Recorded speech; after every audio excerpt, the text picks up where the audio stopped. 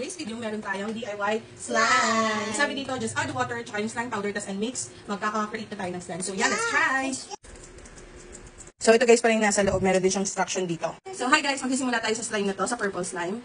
Ang sabi, lagay daw natin tong slime powder dito. Tapos, lagyan natin ng water hanggang dito sa slime na lagyan natin itong slime powder here. Ayan, nalagay ko na. Talagyan na natin ng tubig hanggang dito sa line na to. Lagyan natin ng water. Takpan natin at kailangan daw natin i-secure and shake. Shake! Shake! Shake! So, ganito pala guys yung magiging itsura niya, oh. Yan. Yes, isa. So, ganyan siyang lagyan na. Oo. Lagyan na. Oh, set aside muna natin ito. Gawin din natin yung iba. So, ito naman yung next na ito try natin. Tulad din natin, lalagyan natin ng water and shake. Dito natin lalagay yung tubig sa line nito para i-pour dito.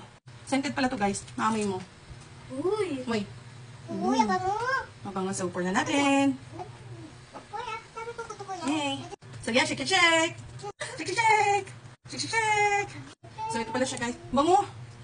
Ayan, ganito itsura niya. So, ito pala niya ating kung pwede pa ilagay dito. So, ate, pour.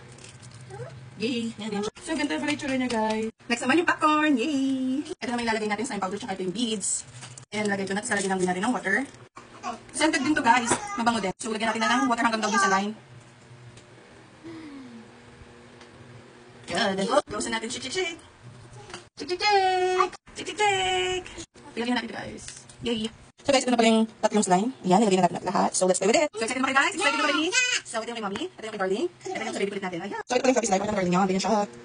Para siyang hard slime. Pero fluffy naman talaga siya. Ayan. Ito naman yung slime-licious. Yung klaseng slime naman siya. Oh. Ito naman yung purple. Ganyan din siya. Parang katulad lang ng kay Zalia. Kaya kung gusto nyo nito, check the yellow basket. Bye-bye!